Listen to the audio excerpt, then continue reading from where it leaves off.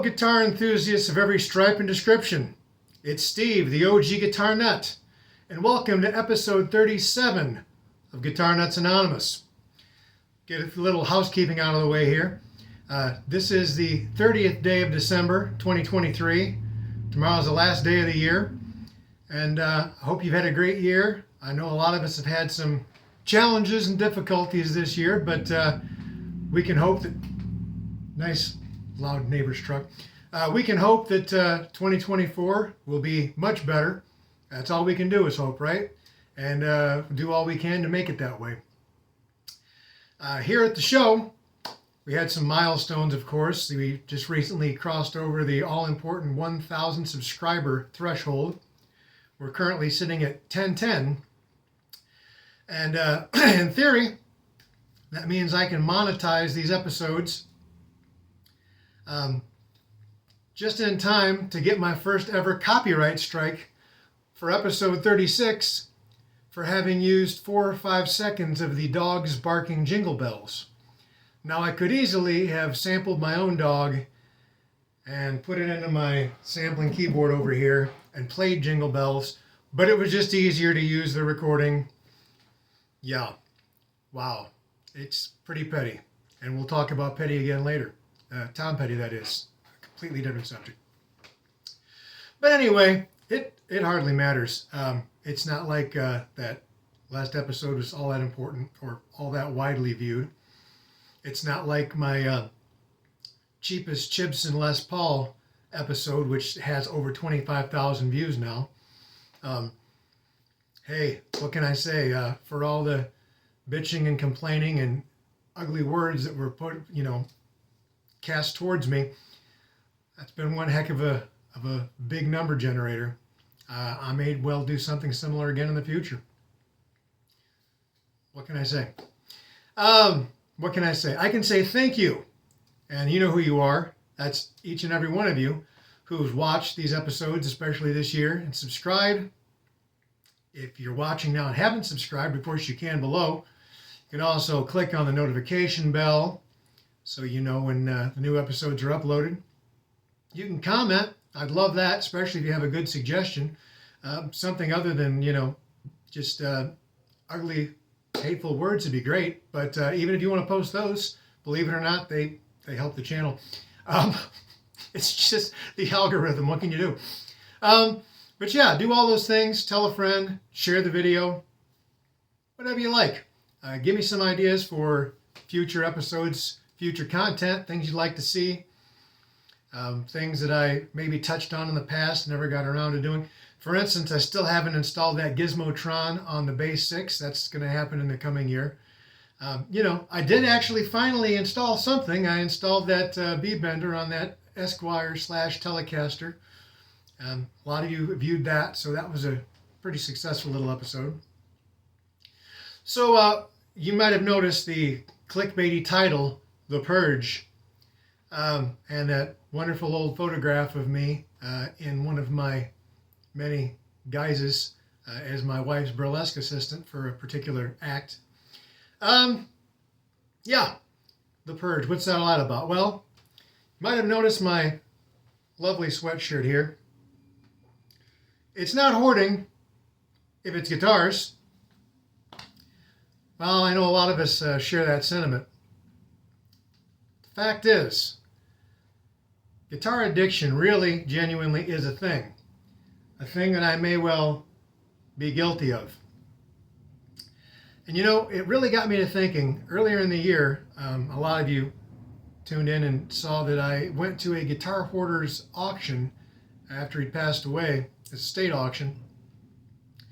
And it really got me to thinking, I've got a ton of music gear in this room. This is not a very big room. If I was a little more savvy and able to use multiple cameras at once, I'd do a pan around the room so you could see what I'm... You know what? No, forget it. I'm going to do it. For what it's worth, let's just pan around this room, shall we? What the heck? Let's just do it. I don't know how well you're going to be able to see any of this, but we're panning. We're panning. Continue to pan. Pan. Pan. Pan. Pan. pan, pan, and etc. How is that for truly professional content? And now I'm closer. So you change the altitude of this here so you can, again, enjoy my sweatshirt. What am I trying to get at here? Well, it could be said that I have too much stuff. I'm saying I have too much stuff. So my thought process is such. I love my stuff.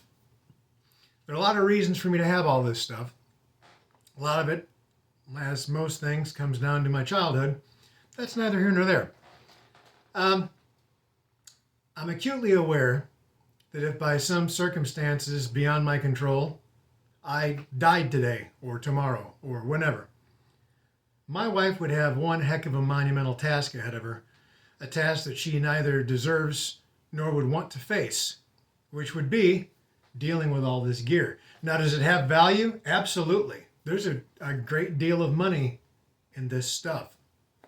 Would my wife get the money out of it that it should get? Probably not, because she doesn't know. Now, I've tried to inventory most of my stuff and have prices down for what the value of it is. I intend to go in and update this spreadsheet thing and show what I paid to the best of my recollection, what it's currently worth, and what would be a fair price to take if you were trying to liquidate it in a hurry. Just to make sure that if something happened that she wouldn't get taken to the cleaners. But regardless, it's not something she'd want to deal with. Eventually, it's going to have to be dealt with because I'm acutely aware of the fact that I'm not going to live forever. Nor would I want to, if I'm honest. But my thought process here again is my plan, my grand design, is I would like to own as many of the bucket list items as I've ever had at some point or another, but then liquidate all this stuff while I'm still above ground. But in the meanwhile, I've gotten to thinking, well, do I need all the stuff I have now? And of course the answer is no. I don't need any of this. If the house was on fire, my wife and the animals made it outside, and I only had time to grab one tangible item, it would be, once again, true professional, leaving the screenshot, it'd be this, my number one, my Chinese Rickenbacker replica, the Rempusbacker.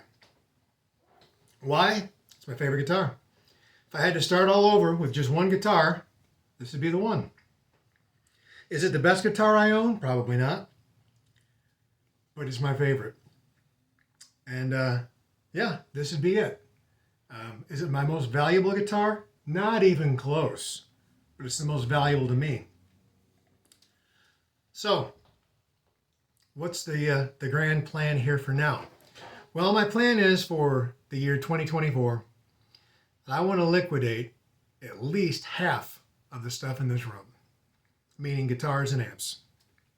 I've recently mostly traded, and purchased a great deal of electronic gear, which I intend to keep for now because I'm still learning it and I intend to use it for my future music project and my future show on this channel, which I've mentioned previously. It's upcoming in the coming year here. It's going to be Obsessive Compulsive Disorder Electronic Musician Theater, better known as OCD EM Theater, or OCD EMT, which has nothing to do with EMTs, which my wife used to be one of. Not that you asked. Yeah, I want to get rid of half this stuff. And it occurs to me that in doing so, I'm going to free up a substantial amount of cash funds. What can I do with that? Well, I can finally cross some things off that proverbial bucket list that I mentioned previously. What sorts of things have I not owned are something that I really have a major Jones for, you might ask? And that's a good legitimate question. Well, for a start, I can name 4 items that are Rickenbackers. Big surprise, right? First and foremost of which is something that's actually available right now locally at Groon's at the princely ticket price of $6,500. And that's none other than a 1968 Eddie Peabody signature model banjoline. This is a guitar very few guitarists can actually say that they know how to play. I'm one that does and can. And I want this thing in the worst way. And certainly, with the right moves, it could be mine. Especially if I don't sit too long, because it could get snapped up. I'm not the only guy out there that wants one, or gal, or whatever. Other people want them as well. There aren't a heck of a lot of them out there, but they do exist. But I really want a banjoline. What else? Well, I've always wanted, since some of you might know, I've actually played more gigs on bass than I have on guitar. Always wanted an original Rickenbacker Model 4005 bass. Something I've always dreamed of owning. And I haven't seen one lately for less than $8,000, which is way more than I've ever spent on an instrument or ever said that I would. But in the right circumstances, meaning selling off enough other stuff that I'm not using, who knows, maybe. Also, hearkening back to this lovely replica, I would love to own an actual original green glow finished Rickenbacker like this. This particular guitar in this picture was the inspiration for this. Actually, both that guitar and the guitar I'm about to show you were both inspirations for this for different reasons. Obviously, the green glow for the finish. And this next instrument, something else I've always wanted to own, is none other than the very elusive, since only a couple exist, 360 dot neck, also known, I guess, as a 330 Deluxe. It's literally a 360 guitar with a dot fingerboard, which is what I incorporated into my own custom model. Everything I ever wanted in one guitar, which is what I tried to order here. But I'd like to have an original. So those are the 4 things: a banjoline, a 4005, original green glow Rickenbacker, really any model, but especially a 360, and a 360 with a dot neck. Now, what else might I have a major hankering for? Well, I can name 3 Gretches off the top of my head. Number 1 would probably have to be a white falcon. It could also be a black falcon. Just always wanted a falcon, like this. Being a huge Beatle fan, I've always wanted a Gretsch Country Gentleman. But unlike George Harrison, as well as so many other, David Crosby and so many other players for the 60s, I don't want one that's dark brown, walnut, whatever color you want to call it. I want one that's black. They do exist. They're few and far between. Gretsch has made some in the last, 15 years, whatever. I want a black Country Gentleman. And true enough, I probably will put a great big STP sticker right up here on the upper bout, just like David Crosby, because reasons. Why do we do anything? It won't be a vintage guitar, because to the best of my knowledge, there was only ever one original vintage 60s black Country Gentleman, which I actually took a picture of at the Songbirds Guitar Museum when I was out there with my friend Jonathan Pushkar a couple of years back. So I won't feel bad about putting a sticker on a relatively recent high-end guitar. And then finally, hearkening back to one of my other really, really significant foundational heroes, I've always wanted an orange 60s Gretsch Nashville like this, largely in part due to the fact of its appearance in the hands of none other than Tom Campbell in the Tom Petty and the Heartbreakers You Got Lucky video. Here's a screenshot from that. Because it was that video, literally, that was the final impetus for me taking up guitar seriously and dedicating my whole existence to becoming a musician. Or as my parents might say, it was all downhill from there. There might be some truth in that. But regardless, it has literally colored my life since. So those 7 guitars are things I'd like to own before I take a dirt nap, sleep with the fishes. Insert your favorite death metaphor here. And is it possible for me to own all those 7 things? Well, I mean, anything is possible. Is it likely? No. But I should be able to own at least a couple of them if I liquidate enough of this stuff. And I don't need all this stuff. So, let me pose the question to you. Are you in a similar situation? Do you have more stuff than you need? Do you have so much stuff that you're starting to feel like your guitars or your stuff, whatever your stuff might be, your stuff is owning you rather than you owning it? Because I'm starting to feel it. I'm running out of room to the point where things are stacked on top of things, and that's not good. And all kidding aside, it's the truth. It's a real thing, and it's something that needs to be dealt with, and I intend to deal with it. And that is my goal for 2024. Other goals, I want to start a new musical project, a danceable, heavy industrial, gothic, insert several other adjectives here, musical act with my wife.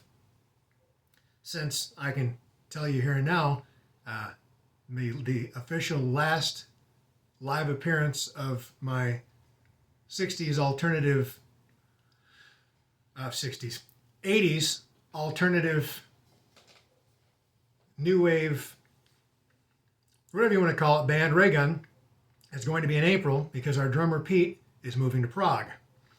And we could continue on, there are drummers here, but to be honest, our heart just isn't in it. So we're looking at moving on to other things. I'm still going to be tight with all my band members, including Pete. I love them all dearly. We're all the best of friends. But it's going to kind of feel like the heart and soul of the band is disappearing with Pete's departure. So we're just going to kind of close the door on it for now. Pete comes back into town or decides to come back and live here 6 months out of the year as he's threatened to do. Maybe we'll play some more live gigs in the future. While I've got you on the hook, let me mention that coming up very soon is going to be Jeff Fest. Important I remember this. Jeff Fest, which is a living tribute to Jeff Jones, the original bass player for Jason and the Scorchers. He's developed a very serious medical condition that requires tons and tons of funds to treat. And there's going to be a big concert featuring the headlining band, Jason and the Scorchers, appearing for the first time since they split up some time back. You know what? I've got my phone handy. Let me cheat here. I know I should have already had this stuff up and running. I'm sorry. But let me give you some more details about Jeff Fest. It is going to be Saturday, January 27th, starting at 3:30 p.m. Jeff Fest, a benefit for Jeff Johnson, at the East Side Bowl here in Nashville, specifically 1508 Gallatin Pike South, Nashville. It's going to be a huge benefit concert featuring, as I mentioned, Raygun, Friend or Foe, the Black Key Tags, the Thunderhawks, Arrows Aloft, and then the 3 headlining acts, Government Cheese, yes, the real Government Cheese, the Royal Court of China, and as I mentioned, Jason and the Scorchers. So it should be quite an event. We're honored to be able to add our appearance to try and bolster the event. And it's for a great cause. We want to do all we can to help Jeff in his time of need. I'd like to think if I found myself in a time of need, there'd be people out there willing to make sacrifices to help me. Is it true? Don't know. I'd like to think so. So yes, I lost my train of thought, which is not surprising given how easy it is to derail a single car. Yes. So anyway, yeah, ray gun, as we know it, basically coming to an end. So goals, liquidate, new musical project, build this channel, do some of those things that I've mentioned in the past that I've never gotten around to doing. Build the new show. Build on this show. Make things better. Get some guests. Do some things on locations. Maybe I'll actually take a GoPro and go into Carter's if they'll let me. They let Ryan Burke, and he's annoying as anything. So certainly they'd let me. I'm quiet. Go into Groons. Who knows? Go to a couple of shows. Take my camera. Interview some people. Who knows? Anything. Anything guitar related. You got any ideas? Post them below. I'll read it. I read everything. I don't respond to everything, but I read everything. I can promise you that. I see it. So, hit 21 minutes. That's long enough. You've heard enough out of me. I'm out of here. No, but seriously, folks. Hope you have a wonderful 2024. Have a good, happy, safe new year. Celebrate, but be smart. And while I'm busy being preachy, be cool. Stay frosty. Be good to yourself and others. Be careful.